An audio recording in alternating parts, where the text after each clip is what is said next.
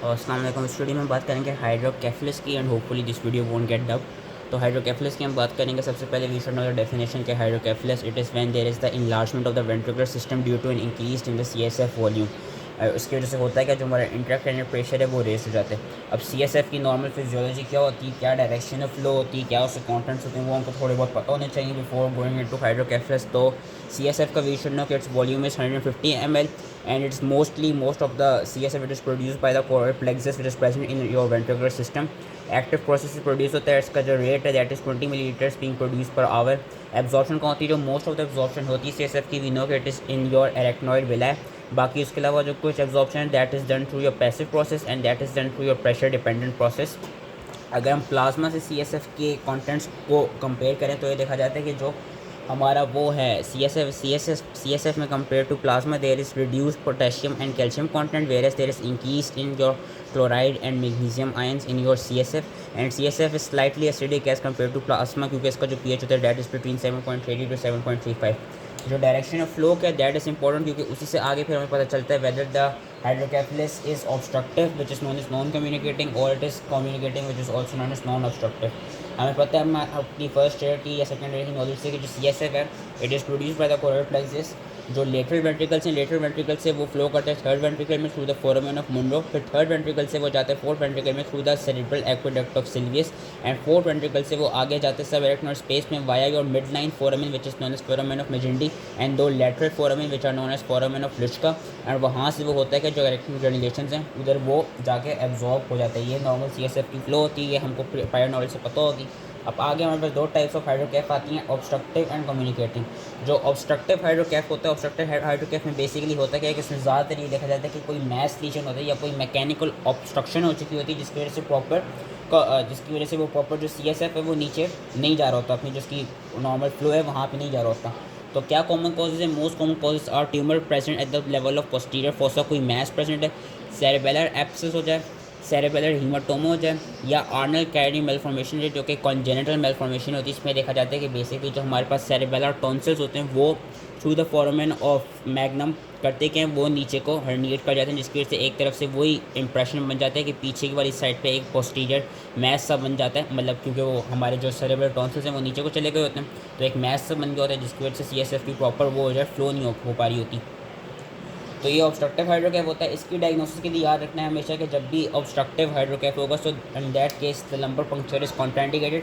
हम हमेशा CT scan या MRI के थ्रू डायग्नोस करेंगे, CT और MRI के थ्रू हमें कोई मैस वहाँ पे मिल जाएगा जिसकी वजह से हम करते हैं जो लंबर पंक्चर है दैट इज़ कॉन्ट्राइंडिकेटेड। बिकॉज अगर तो हमने सबसे पहले लंबर पंक्चर कर दिया तो उस केस में होगा it would increase the risk of increase the chances of herniation. तो इसलिए जब भी ऑब्स्ट्रक्टिव हाइड्रोकैफ होता है उसमें हम सबसे पहले जो हमारा इनिशियल डायग्नोसिस होती है that is done through CT scan and MRI, ये दो इन्वेस्टिगेशन लिखनी होगी। लेकिन याद रखना है कि जब कम्युनिकेटिंग हाइड्रोकैफ होती है तो कम्युनिकेटिंग हाइड्रोकैफ में जो हमारा लंबर पंक्चर होता है that is most gold standard and that is most diagnostic and therapeutic investigation. तो आगे हम कम्युनिकेटिंग की बात करते हैं कि कम्युनिकेटिंग हाइड्रोकैफ में क्या होता है, या तो ओवर प्रोडक्शन हो जाती है CSF की या अंडर एब्जॉर्प्शन हो जाती है, यानी कि एब्जॉर्प्शन सही से नहीं हो रही होती आपकी इलेक्ट्रॉनिक ग्रेनुलेशन के थ्रू या कोरोइड प्लेक्सस के थ्रू ज़्यादा एब्जॉर्प्शन हो रही होती है जिसकी वजह से कम्युनिकेटिंग हाइड्रोकैफ बन जाते हैं। कॉमन कॉजेज़ क्या क्या हैं, पोस्ट हेमोरेजिक कोई इन्फेक्शन हो गया CSF में, CSF के प्रोटीन लेवल्स रेस्ट हो गए हैं, इन वजह से अंडर एब्जॉर्प्शन होती है CSF की। ज़्यादातर under absorption is the most common cause of communicating hydroceph. लेकिन CSF की ओवर प्रोडक्शन कब हो जाती है, जब जो कोरोइड प्लेक्सस हैं उसके लेवल पे कोई हमारे पास ट्यूमर आ जाए like your choroid plexus papilloma और कोरोइड प्लेक्सस कार्सिनोमा।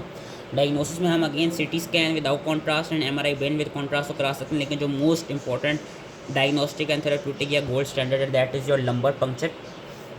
तो यह था कम्युनिकेटिंग हाइड्रोकैफ। उसके अलावा हमारे पास दो और हाइड्रोकैफ की टाइप्स आती हैं। एक होते हैं normal pressure hydroceph. Normal pressure hydroceph basically communicating की ही एक सब टाइप है। उसमें होता क्या है कि इसमें हमको 3W से याद रखने होंगे क्लिनिकल फीचर के लिए।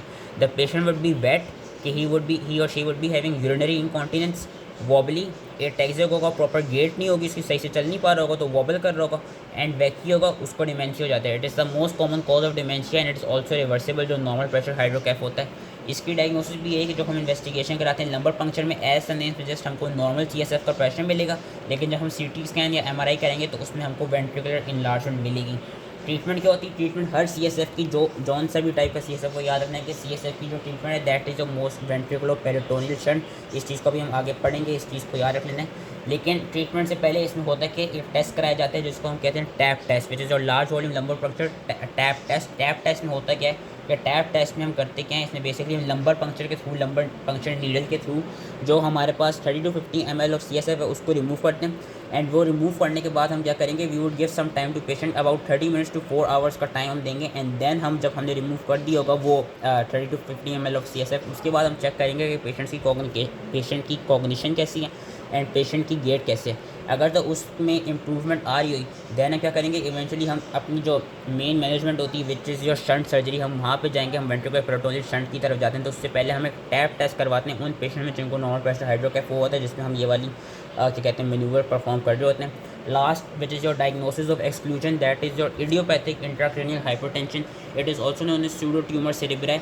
इसमें बेसिकली होता है कि there is raised intracranial pressure without any underlying mass and it is a diagnosis of exclusion. Most commonly किन पेशेंट्स में देखा जाता है, those females who are age 20 to 40 who are obese and who are taking oral contraceptive pills. Clinical features क्या होते हैं, headache, visual disturbances like diplopia and visual loss, papillary edema like bilateral optic nerves, head swelling and cranial nerve 6 की पैरेजी हो जाती है। Diagnosis में हम क्या करते हैं, अगेन लंबर पंक्चर करवाते हैं जिसमें हमको एलिवेटेड ओपनिंग CSF प्रेशर मिलता है more than 25 millimetre of mercury and हम CT MRI के थ्रू चेक कर लेते हैं। हमको जो ऑप्टिक नर्व की शीट्स मिलेंगी they would be large and tortuous, जो सेला टर्सिका होगा would be partially empty, posterior I globe की फ्लैटनिंग होगी एंड स्लिट लाइक वेंट्रिकल्स मिल रहे होंगे। ट्रीटमेंट क्या है, जो रिस्क फैक्टर्स हैं उन्हीं को बेसिकली कम करना है। तो ट्रीटमेंट के लिए एक तो ओबेसिटी के लिए weight loss, oral contraceptive pills का रिमूवल, बाकी हम मेडिकल ट्रीटमेंट में हमारे पास आ जाते हैं acetazolamide which is carbonic anhydrase inhibitor and therapeutic lumbar puncture. Eventually जो ट्रीटमेंट होती है वो सर्जिकली होती है। सर्जिकल में डिफरेंट शंट्स बताए हुए, लंबो peritoneal shunt, ventricular peritoneal shunt,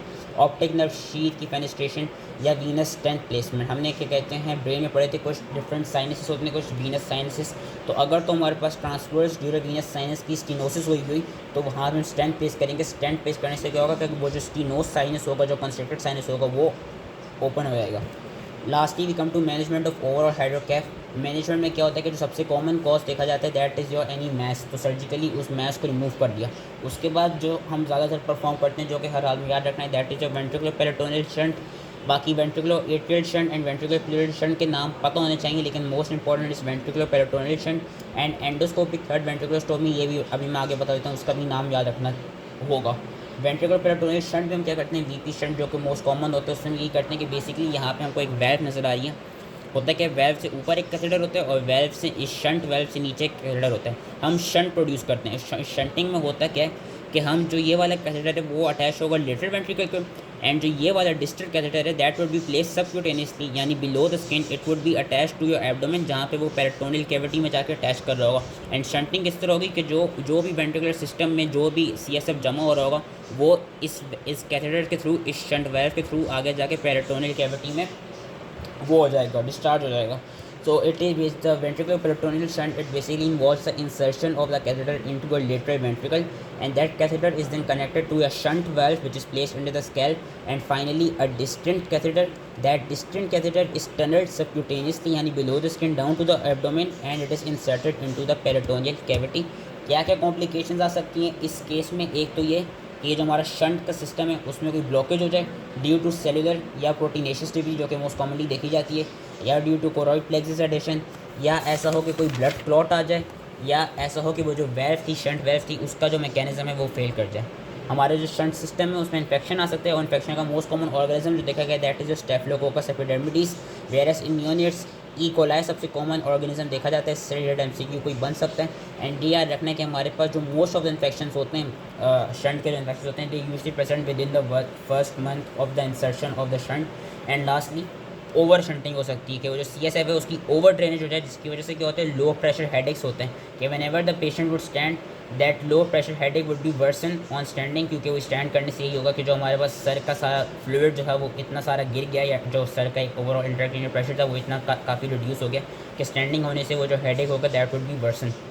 lastly जो हमारे पास ट्रीटमेंट की ऑप्शन थी दैट वाज और एंडोस्कोपिक थर्ड वेंट्रिकुलरस्टोमी। इसमें बस यह रखने की ज़्यादातर जो हमारे पास ऑब्स्ट्रक्टिव हाइड्रोकैफ वो वाला हाइड्रोकेफलस जिसमें जो ऑब्स्ट्रक्शन प्रेजेंट हो that obstruction is present below the third ventricle.